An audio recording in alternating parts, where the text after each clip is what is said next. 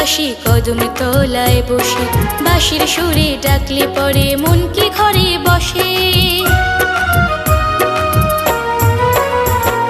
মাধব বাজায় মোহন বাঁশি কদম তলায় বসে, বাঁশির সুরে ডাকলে পরে মন কি ঘরে বসে। শুনলে বাঁশি ছুটে আসি মন মানে না, ভাল লাগে না সুখী ওগো ভাল